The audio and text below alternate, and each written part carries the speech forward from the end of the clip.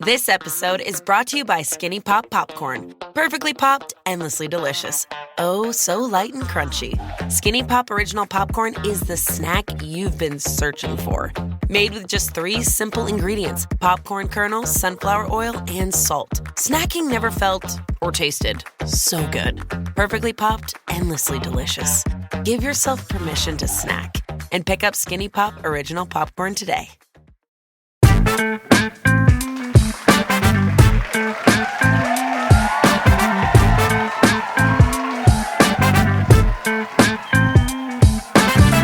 What's up, everybody? It's ImmaLetYouFinish, show number 211. It's right before Christmas. It's your host, Court and Amy, on the Pantheon Podcast Network. And this week, we are honored to have a conversation. Honored. We were gonna take the week off, and then like you sprang forth like Venus from the clamshell. Okay, we have a legendary musician, bassist to the gods, songwriter who wrote one of my favorite Aretha Franklin songs, and we're going to get all the way into that. Mr. Marcus Miller. What's happening, guys? Hey, Marcus, just so you know, Courtney can attest to it. If I comb my hair and put on lipstick, it's because somebody really important we're talking to. Thank you. I'm honored. Yeah. Thank you. Yeah. Marcus, thank you so much for doing this. I guess we would just want to start off. I mean, let's. Well, no. First, hold on. I have to say this. Okay, he has to say. I'm gonna. Because your pen game is crazy, Marcus. It is crazy. It is. It is crazy. It's like, we'll come to the Luther stuff in a second because I love Luther Vandross, and we just did a show on our favorite songwriters, and the first person I said was Luther Vandross, and we had a guest on the show, and when I said it was kind of like, really? And I was like, okay. Like, I know everybody just talks about Luther as a singer, but it's like, we have to put some respect on this man's name and the songs that he's written and produced and vocal arranged. I was like, he's more than a singer.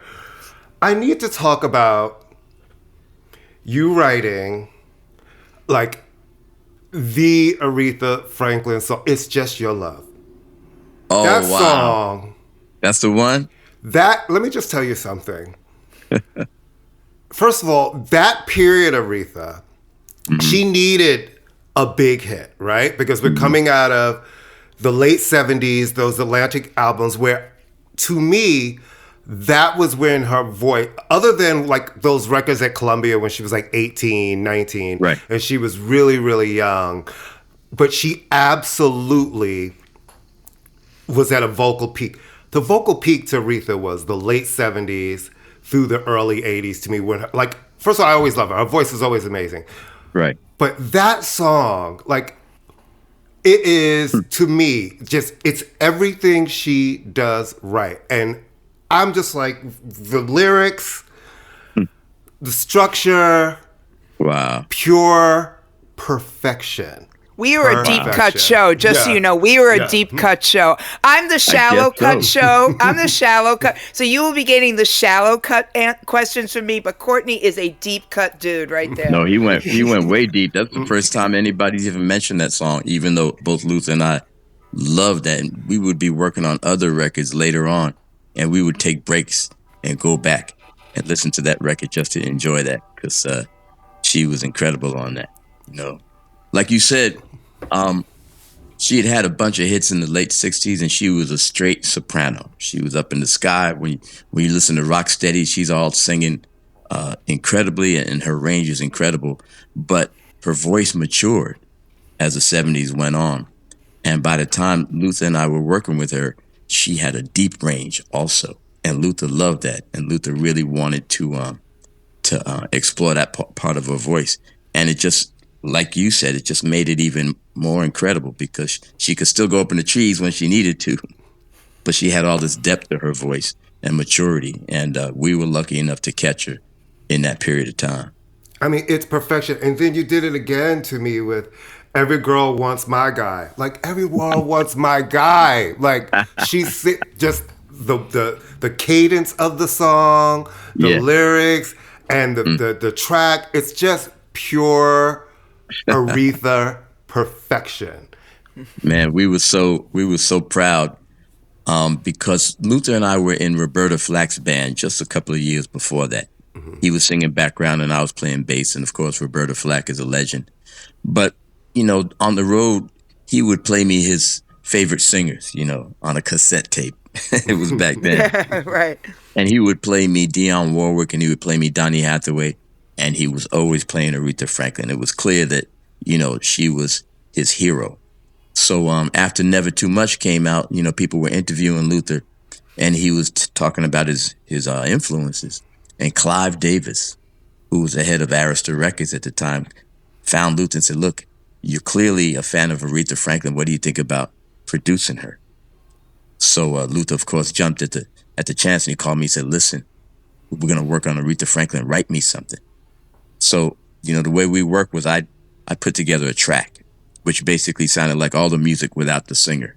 And then I'd send it to him and then he'd call me up and sing me over the phone what he came up with to add to the track. And it was always incredible. Sometimes he'd come by in his car and pick me up and we just drive around Manhattan while he sang his parts to the tape that I had just given him. So it was just an incredible experience. And then to finally hear her on the track when we cut it live, it was just an amazing experience. So are you responsible for the music for Jump to It? That was the first one we wrote. When he said, write me something for Aretha Franklin, I wrote that. Doom, doom, doom, doom, doom. Doom, doom, doom, doom, doom, doom, doom. Boom, boom, boom. And Luther said, man, this bass line is kind of backwards, Marcus, but I really like it. And that was the first time he called. I'll tell you what he said. He called me up and he said, I've been working on the vocal part for this track, Marcus, and it's going to be a smash. I said, really? He said, yeah. He said, you know that Porsche that you always talk about one day you're going to get?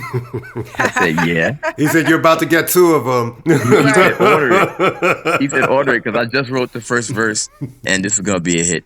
And then he would call me every 15, 20 minutes. He said, I just finished the chorus. Make the Porsche blue. Right. And every time he called me, he would add a feature. He would add a feature to the bucket Porsche. Seat. I want bucket seats and leather interior. He said leather interior. He absolutely said leather interior. And then the last call was, I need you to buy a trailer to attach to the back of the Porsche to carry all the money that you won't be able to spend on the Porsche. Hilarious. And it really, he was hilarious. And it really was one of the most important records of her career because it brought her back. That brought her back 100%. Because it was the second album, like her debut for Arista had United Together, which was an R&B hit, but it was not like an Aretha-sized, okay, you're with Clive, you're at a new label. Jump to It is her first gold single in probably a decade, and it really put her back on the map. And it became a signature song too. It became one of her for a new for like continuing from, the old heads, but for a new generation, for the MTV generation, it became like a signature song. To this day, you put it on at a party and it still will turn the entire party out. Yeah. We were very proud about, I don't know if bringing her back is the right word, but it certainly was a hit that she hadn't had in a while. Yeah. And we were super proud, for Luther, imagine just growing up listening to her voice and then being responsible for getting her a hit record. I mean, it was just amazing. An incredible thing. Yeah. No, it'd be amazing like a wish fulfillment. Like literally you make a wish list and then your wish comes true. I mean, I said I was going to come to these later, but I got to go through because these are my favorites. Okay. Now, I want to talk about Got a Date for Dionne Warwick. What you know about Got a Date for Dionne Warwick? That is my I told jam. You. Listen, you did not, did Theola not warn you? He is deep cut. Somebody needs to let somebody know when this is going to happen. Okay. Got a Date. Like that still makes me dance. It makes me groove. It makes me move. Wow. I know most people think about, their cover of the big hit. But Got a Date is the moment. Tell me about that. Well, yeah, it's the same thing happened. He said, now we're doing Dionne Warwick. Don't ask me what made me think to come up with that track for Dionne Warwick. And I handed it to Luther kind of like sheepishly. I was like, this is not really what you would expect from her, but it might be kind of fun. He called me up. He said, no, we got to do this. And even Dion was like, are you sure? Because, it had like a little rock feel to it and dance music. And I don't know if she'd had one of those before, but we were thrilled to do that. Of course, like you said, the song How Many Times, which was a duet between Luther and Dion, that got all the attention, and deservedly so. But we really had fun with that one. And then my last favorite, then we're going to get into Luther. Instant Love for Cheryl Lynn. Man, that was, you know what? All the songs that you're mentioning were the beginning for us. Never Too Much was, of course, Luther's debut hit. But then we got all these offers to work with other people. The very first one was Cheryl Lynn. And Instant Love was the first song that he and I wrote together. Oh, and wow. Then the Aretha stuff, and then the Dionne Warwick. And then we continued writing for him for the next album. And that was 30, 40 years of writing music together. But you're right at the beginning, so it's really taking me back, bringing me back. What's amazing about... I'm sorry, go. Those songs still sound incredible. Instant Love to me is just chef's kiss. It's chef's kiss. Because you guys worked with true vocalists, singers, people who could really... Their voices were instruments. They could do a lot of things. There was range with those voices. So it felt like y'all had fun with the stuff you were able to write because you knew you were writing for people that could actually do it. Yeah. He would call me up and, again, sing to me what he was going to ask the singers, these great vocalists, to sing. And I said, man, Luther, you're singing some hard stuff. He said, man, I know they can handle it, Cheryl Lynn had To Be Real, right? That was one of her early hits. But Luther can hear a singer and know what they're capable of just by hearing one song. And That's so really... it was... No, I'm sorry. I was just going to say it was really fun to see him work with those kind of singers because he would sing a lick and say, try this, especially with Aretha, try this. And she'd say, oh, child, I sang that lick in 1967. I know. That's a really interesting thing, though, when you think about it, because a lot of singers don't produce other singers. They might sing backup, obviously. They might do arrangements, but it's rare that you have someone already coming in, taking the influence side, taking his love for those women and of that generation. It's very rare that you actually have a singer who knows that instrument producing a singer. So I would imagine that that's something, that combined with your music. I mean, the bass line, the first bass note in Never Too Much, you could name that tune. Boom, there it is. Like, I know that. You don't even have to, it's like, but that must have been an interesting thing for a singer to produce a singer, because I can't think of another circumstance off the top of my head where that happens, Yeah, of course he was an incredible singer, but, a lot of singers are natural singers, meaning they didn't study, they didn't go to school to figure out what it is that they were actually doing. It's just a gift. Luther was absolutely gifted, but he also took the time to learn how to talk about what he'd like to hear because he started off as a background singer. So if you were a big producer like Nile Rodgers and you just came up with a track and you knew you needed some cool background vocals, you call Luther. Luther says, okay, I'm going to need this person, that person, and that person for the sound I hear in my head. And then he'll teach them how to phrase the background vocals that he came up with.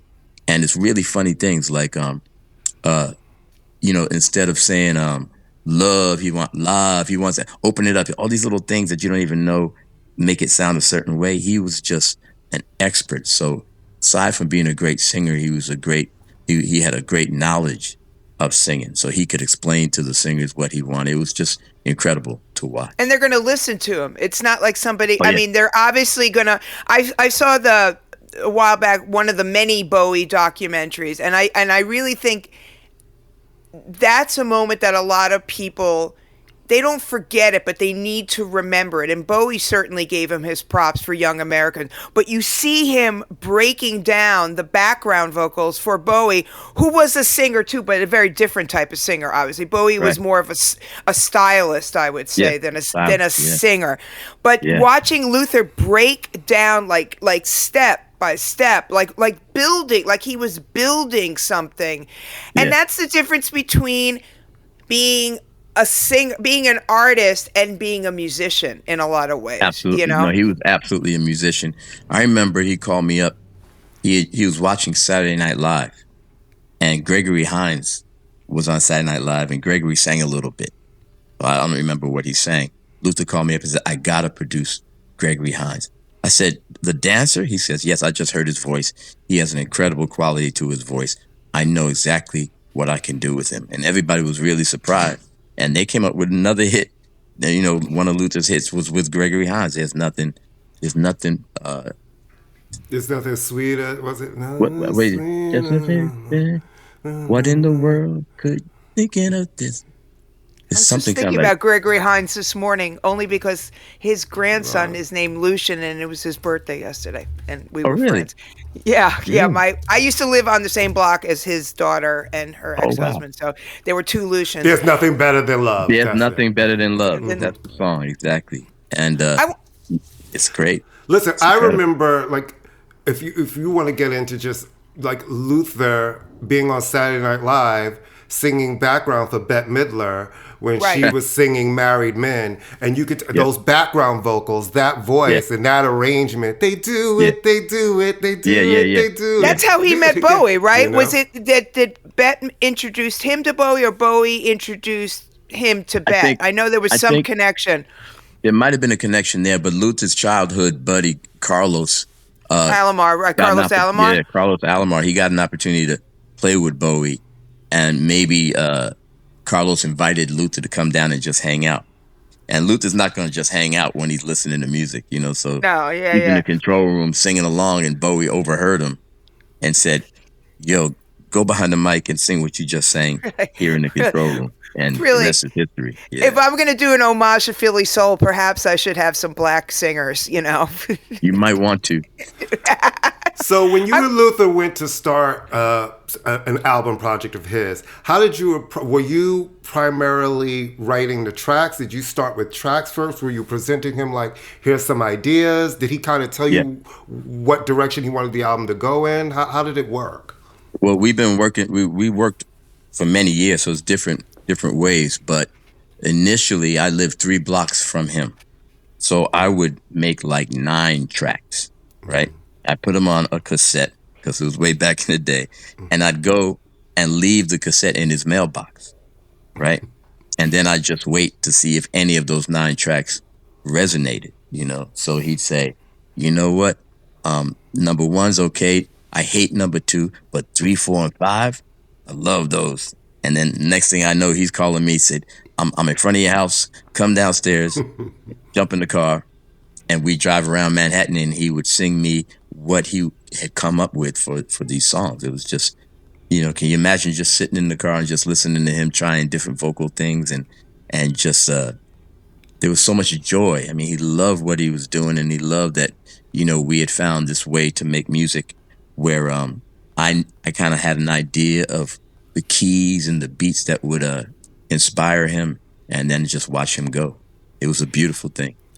I wanted to ask you a little bit because obviously Courtney and I are fans. Obviously millions of people are fans of Luther. But at the time of Luther's ascension, I was a music critic for many years, and I was aware of him because I listened to music.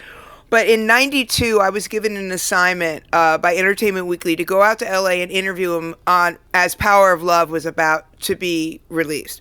And the talk at that time was this was going to be his crossover record.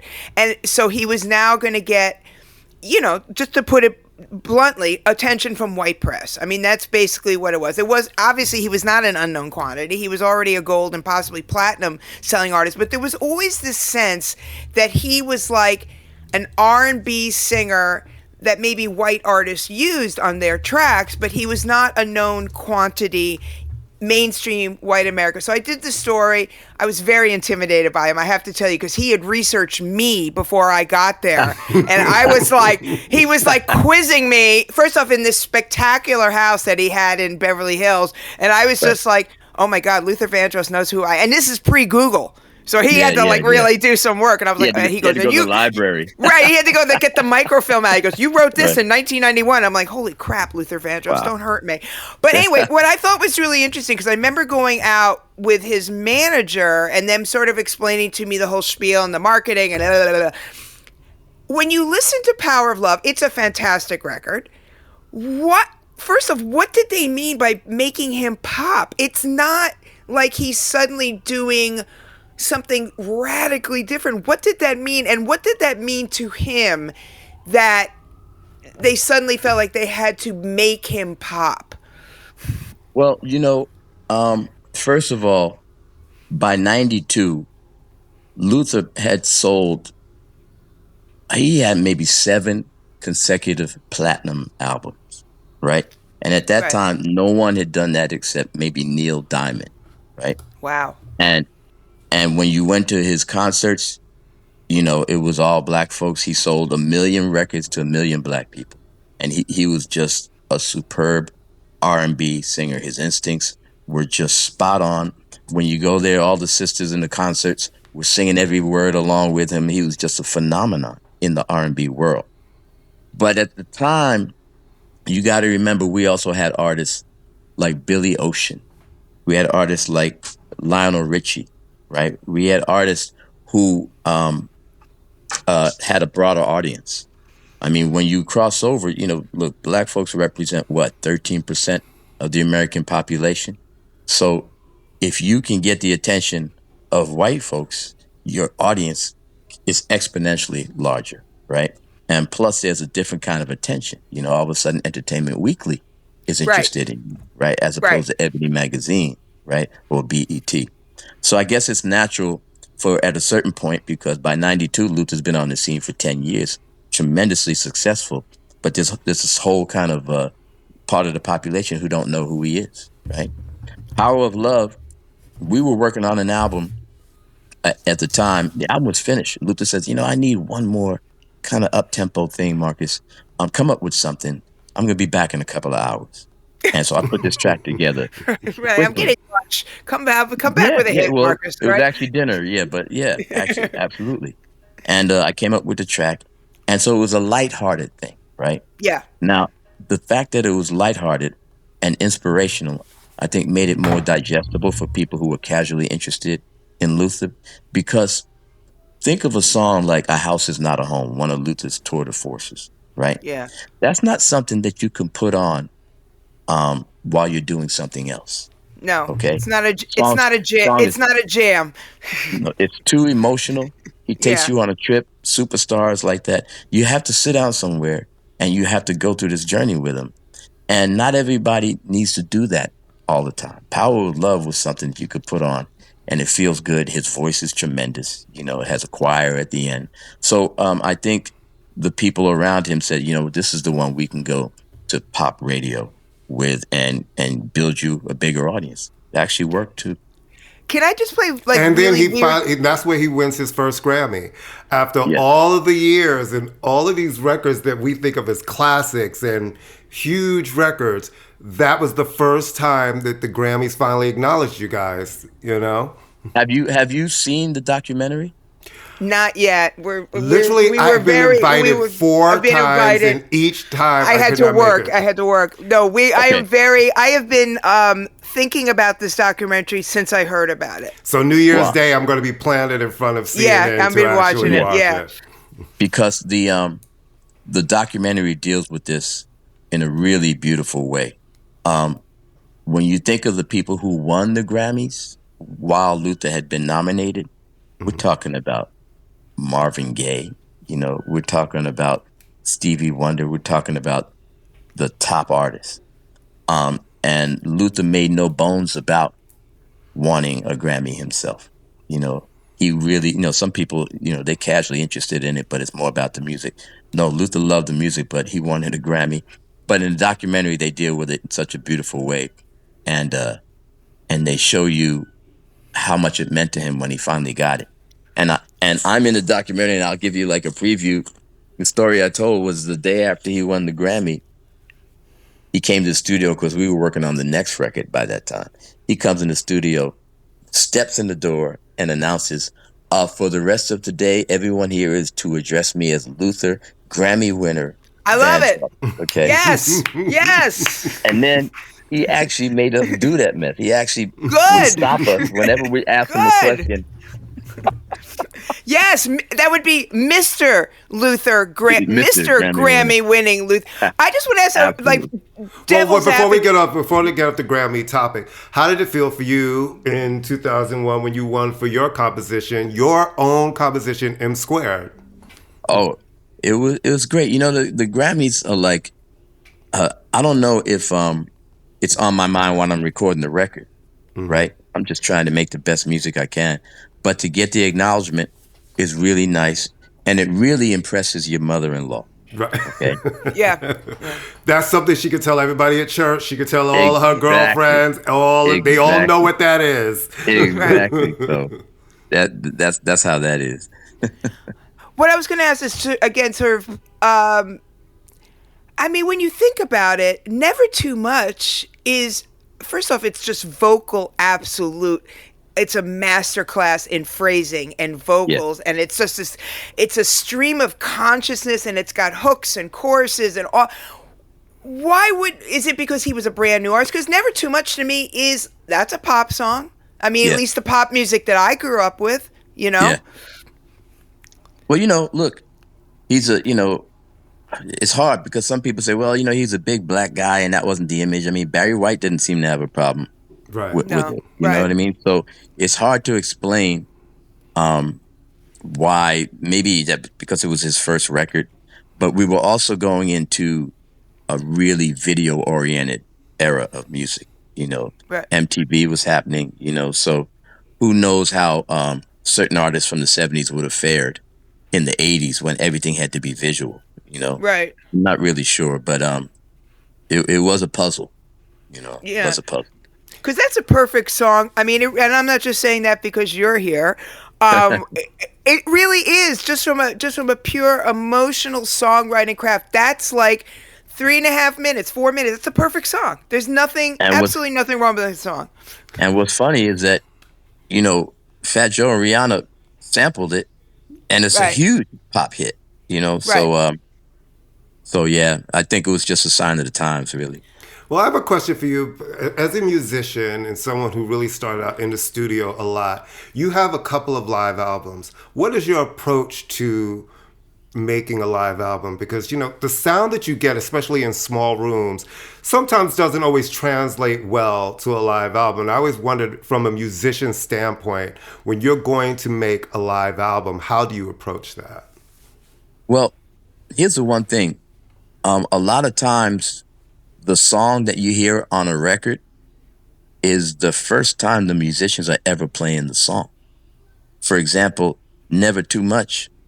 We came to the studio, Nat Adderley Jr., Luther's piano player, accompanist, musical director, he had the music out there ready for us to play. We played it a couple of times and recorded it, right? Now, then they go on the road and play the song night after night after night, and the song grows and it gets rich, and they find other things to add to it to really. So it's like Never Too Much. The record is like the baby, and when Luther's at Wembley Stadium, that thing has turned into something incredible. He's added background vocals that he was inspired to do while he was on the road. So it's great to hear a song mature. So that's the thing. The live album shows you more possibilities for a song. Now, for me, like you said, we're playing in jazz clubs. You can take advantage of the intimacy because you can hear people yelling at you. There's a record by Donny Hathaway, a live record that's legendary. And there's a woman in the audience who should have got paid a royalty because the things she was screaming at Donnie while he was singing, they're part of the record. He made the record in the 70s, and for the last 50 years, we know that. Oh, this is the part where the lady screams. Mm-hmm. I have it. Yep, I have it on vinyl. You know what I'm talking about, right? Yeah. So that energy that you get from a live audience, that's really special. Did he have a bigger? a more diverse, to use the term, following in Europe? Because the Brits pick up on facets of American music that we often overlook. And he seemed to have a really big, like he played Royal Albert Hall. He would play Wembley. Well, He seemed to have a really solid fan base in the UK. Yeah. Wembley is the soccer stadium, which he sold out like 9 nights in a row. Wow. Okay. I mean, it was unbelievable. Take that, Taylor Swift. Yeah. He would call me and said, man, you would not believe what's going on over here, you know? And like you said, they attach to different songs. You know, there was a song that we did called See Me, right? Mm-hmm. That we were like, we loved it, but we didn't have, you know, huge expectations for it as a single. He said, man, I sang See Me, man, they lost their minds. You know, he said it was like I had a magic feather and I just waved it and everybody just fell out. So, the UK, they love R&B music. They love attaching to a song that maybe the Americans didn't attach to, you know, rare grooves. Whole Northern Soul movement. I mean, it's Exactly. like, it's, you know, you could be the the backup singer on a B-side of a Marvelettes record and have a #1 hit in England, Yeah, you know? exactly. I remember writing a song for Lonnie Liston Smith. Okay. Wow. Okay. And yeah. It's way back. And, now it's the 90s and I'm doing an interview for the radio station and the guy goes, yeah, all of that. But man, this is the one. And he plays this disco song that I had written in 1977. And that was my first experience with the UK. Holland also, they have a similar respect for the music. So he did tremendously there. Were there, first off, were there people, I mean, it's kind of, I guess, prophesizing, but were there people that were on the wish list for him that he didn't get to work with? And who do you think that he would have been drawn to now, let's say the last 15 years of R&B singers or even pop singers? Ooh, yeah. I don't know that there's anybody, who would he, because by the 90s, he was working with Martha Wash. He was working with whoever he decided he wanted to work with. He called him. He got so much respect from people. They were like, they're Mariah, So now there's tremendous singers. He even worked with Beyonce. They had a couple of things they did together now. So their song won a Grammy. The duet, I believe, it won Best R&B Duo or Group Single. Yeah. So I don't know who he would have been attracted to now. There's some great singers. Could you see him with, like, I'm throwing names out, like an Annie Lennox or an Amy Winehouse or an Adele? I am naming white women deliberately. No, but absolutely. Absolutely. Amy Winehouse, absolutely. Adele, yeah, it'd be just about finding the right material. But if somebody said, hey, we want you to work with, one of the British soul singers, he'd be, let me show them what real soul is. Right. Well, Jasmine Sullivan, right? Jasmine Sullivan and him. Could you imagine? Oh, my goodness. Well, your last album, Laid Back, was the #1 jazz album. How does it feel to you, all of these decades in, to still have a rabid fan base, still having #1 records? It's like, and it was a top 10 in the UK jazz record. How does it feel to still be kind of in the game, doing what you love? It's incredible, man, because a lot of conversation with musicians is, how do I get on? How do I get success? And everybody will give people advice on what you have to do, but you don't hear a lot of people talking about, how do you stay on? You know what I mean? How do you keep it going? How do you make sure people don't get bored? People don't get comfortable. It's not bored is not the right word, but they just start complacent, to take you for granted. Complacent. You're just like in a groove and you stay in the groove, Yeah. So trying to be inspired, trying to collaborate with different people is really, I think, important. And so I'm just glad, man.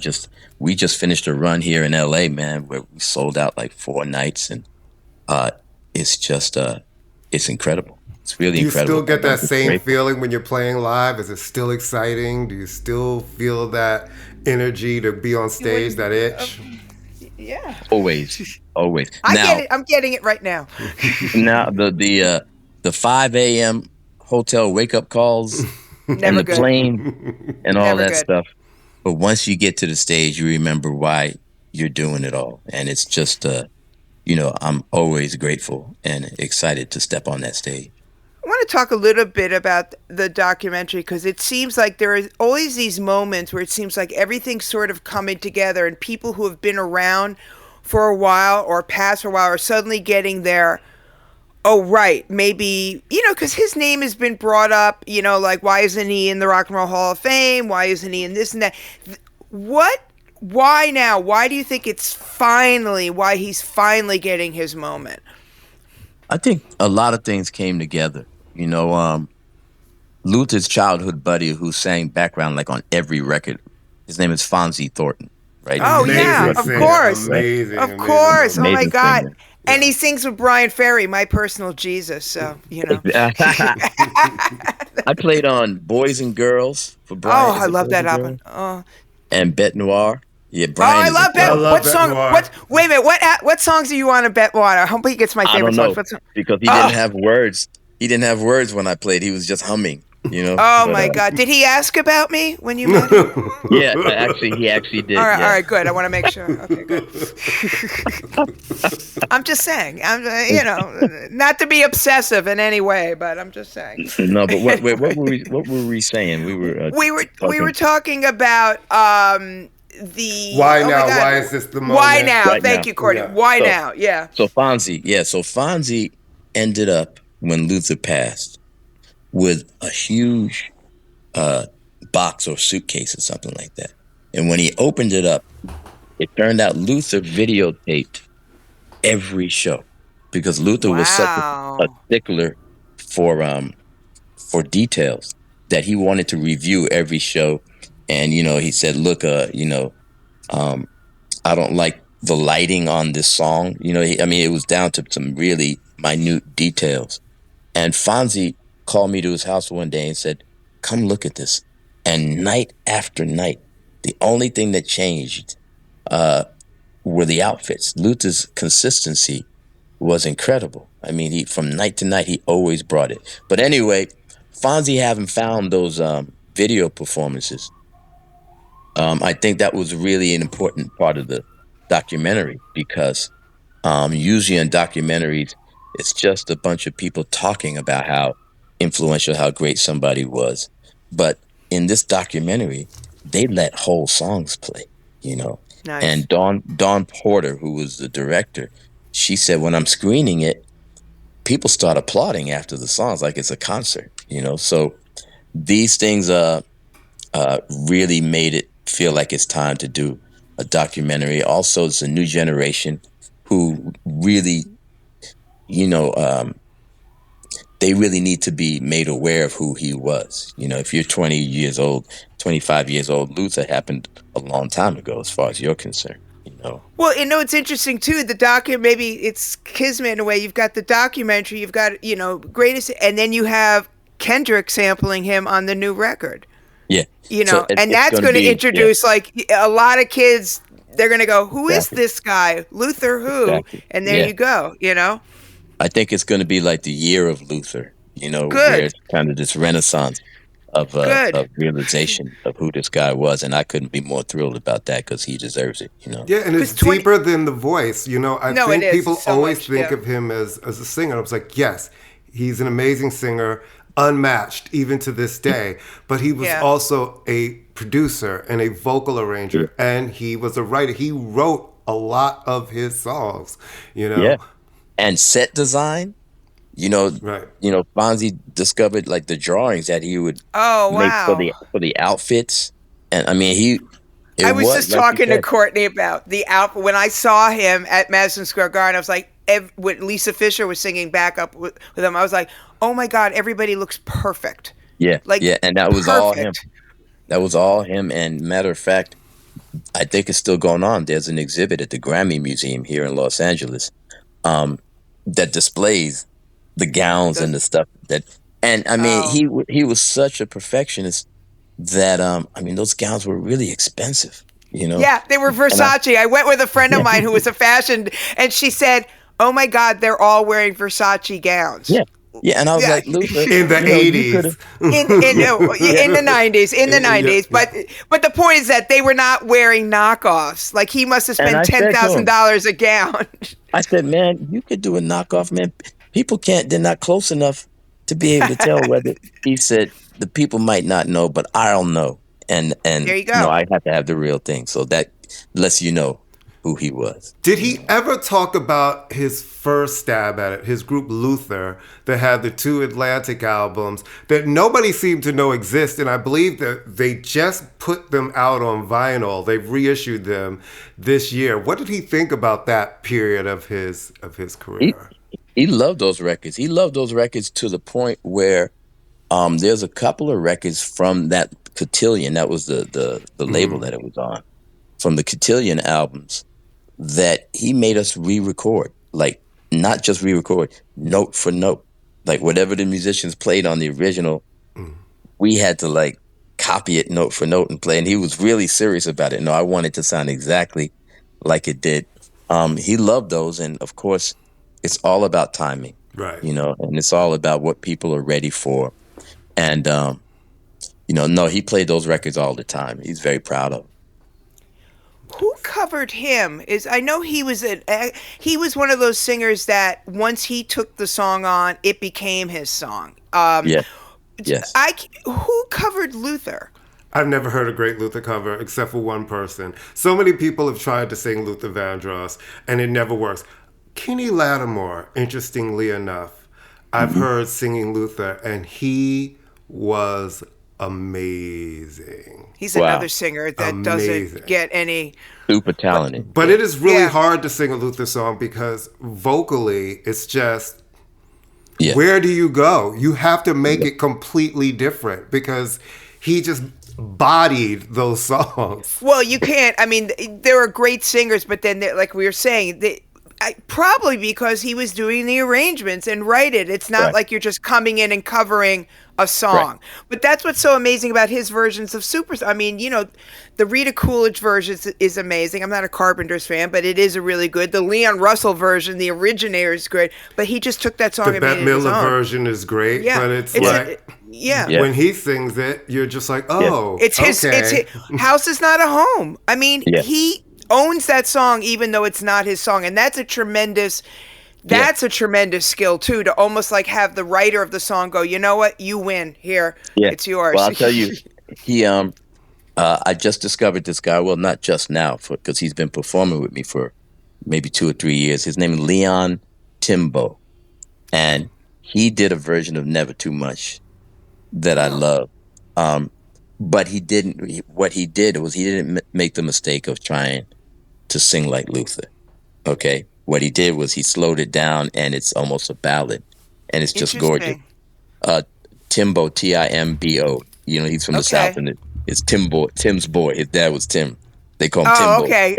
I thought it was like Timbo, like New Orleans style with an E and an A and a U and an X or something like that. Yeah, exactly. Yeah, all those extra French letters. But you know, I'll tell you, Luther respected vocalists who did the same thing. I remember we attempted to do It Takes a Fool to Learn that Love Don't Love Nobody. Yeah, that's a great one. And we started performing it, and he said, stop, man. This is Felipe, Wynn's song, the guy who sang it originally from the Spinner. This is his song. Let's not mess with it. So Luther was smart. He took songs where the singer sang it relatively straight. Yeah. Karen Carpenter, she sang Superstar, and it was straight, not a lot of embellishments, you know. Right.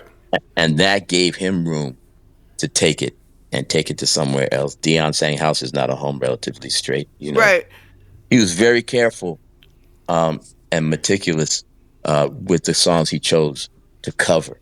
And then Nat Adderley Jr., his accompanist and arranger, would just do some amazing things with the orchestra and stuff to just take it over the top. It's like what you guys did was so amazing, because originally Dion sang it on her album, and then he sings it, and you're just kind of like, oh, okay. Well, and each version is different, though. With Superstar, I'm saying, because Rita Coolidge, that was her song. He wrote that song for her, Leon Russell. But her version is, they all brought, a different, it's a much sadder song when Luther and Rita singer than Karen Carpenter, even though I guess Karen Carpenter had the saddest life out of all of them. But she had absolutely. But hers was more like the longing of a teenage girl. Yeah. Right. Luther's was an adult song. Heartbreak. And the thing is, when he gets to the end of a song with both Superstar and A House Is Not a Home, the song's supposed to end, right? And instead of ending, it goes to a minor key. And he goes on for another 2 minutes, just improvising on loneliness and longing. And by the time he finishes, everybody's just a puddle.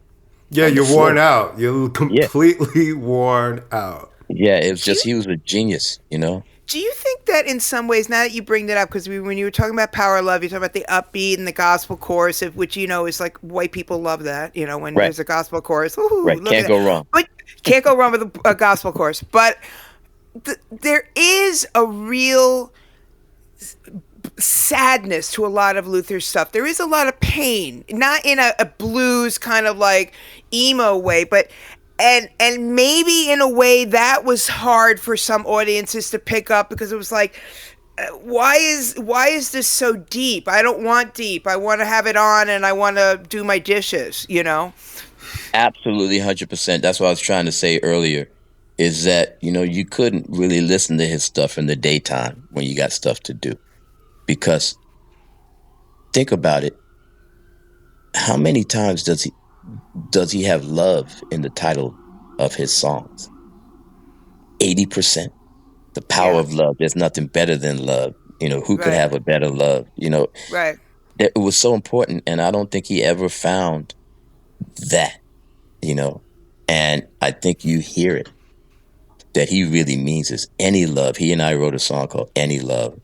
If you listen to that, you get the sense of loneliness. You know it's what I mean? Melancholic. It's very melancholic music. It's very kind of, oh my God, I'm reaching now, but forgive me. There's an Edith Piaf. There's that kind of dramatic, kind of melancholic, you know what I mean? That kind of melancholia, which is you got to be in the mood for. You have to be willing to take that in, Right. So, we had songs, especially when I first started working with him. I used to joke and say, my job is to keep Luther on the radio during the daytime.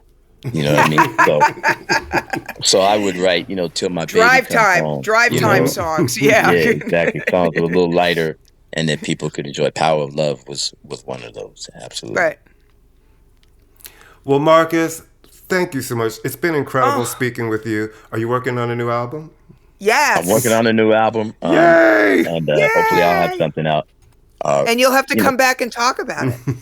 Yeah, sure. I'd love to. Yeah, thank you guys. Where are you guys? New York. This is the lovely hamlet of Harlem, New York. And this is the lovely hamlet. This is the lovely borough of Brooklyn, the borough of Kings. We are New York only. We know you're a New Yorker. That's why we all understand each other. There's no translation. And I see Theola lurking in the background back there. Theola. I know. Hey, Theola, show your face, Theola. Theola. Hello. I've been listening and learning. I love it. But you look, Theola, hello. You look great. Age. Oh my God, Theola. I knew Theola when she was in elementary school, basically. Since really? No, not really. No. But she was a baby publicist, and now she's in New York too, Theola. I am from New York. I'm in LA today, so I'm near you probably. But I am a New Yorker. Same hamlet of Harlem. Yay! Wait. Now Harlem's a hamlet now, huh? It's a hamlet. It's a hamlet. I'll tell you, I'm from New York. Luther, of course, when he got big, he bought that house that Amy visited, in Beverly Hills. And so from that point on, when it was time to do a record with him, I had to stay at the Mondrian Hotel for 3 or 4 months while we worked on his album. And one time I came back home, and our son, who wasn't walking when I left, is now walking, right? So I said, man. So I said, Luther, for the next album, just give me the hotel money. I'm going to rent a home, okay? And that way, I can be at home while we work. And ended up doing an album where we were both in the same city again. It was fabulous. Then the Northridge earthquake hit. Oh, yeah. Ooh, yeah. And Luther packed up his bags and moved back to New York. No New Yorker's going to go. I will tell you a lot of New York celebrities. That was when Bette Midler moved back to New York. A lot of New York-based celebrities who were in California for Northridge were like, we had Northridge. Yeah. And then we had Connecticut because we came back east. Yeah. I will tell you that when I was at that house. Exactly where he went. Connecticut. That's what happens. They go to Connecticut. Yeah. My friends were all like, when I was there, and again, way because he was getting the key to the city from a radio station, and it was a big party on the roof. But I had a couple of friends say, see if you can steal something from the house. And I'm like, what am I going to steal from Luther? Like, what? I said, trust me, I'm at his house. And didn't that house have like cashmere walls or something? No, it was unbelievable. I heard it was like something really amazing. There was like a screening room. There were David Hockneys on the wall. There was a pool. There was he had like attendants for every room. Like each room had, it was unbelievable. It was, I felt like. He would host screenings there. He would host like celebrity screenings, and everyone was so impressed with his house. I stayed there once on my own. He was out of town and I was working on something, and I just couldn't. I just stayed in one room because it was just, that house was. You're like, I don't want to mess up anything. I don't want to bump into anything. I was. Believe me, I'm like, I've been around, but you walk into that house and you're like, oh my God, I got to take off my shoes. I got to take off everything because if I touch anything, and especially after he had made it very well known that he was ready to throw me out at any minute when he researched me, I was like, all right, I'm going to be on my best. I'm not going to eat anything. I'm just going to be really, really good. Right. Well, I'll tell you one more thing about Northridge. When natural disasters happen, you got to make choices about priorities, right? In other words, we got a couple of years ago evacuated because of fires. And you gotta, they tell you grab what you need and get out. And you end up grabbing photos. You know what I mean? That's what I've heard. Records, but you grab photos. You grab things that are gonna mean something to you. So I said to Luther, "What did you grab, man?" He said, "The vinyl of Aretha Franklin live at the Fillmore."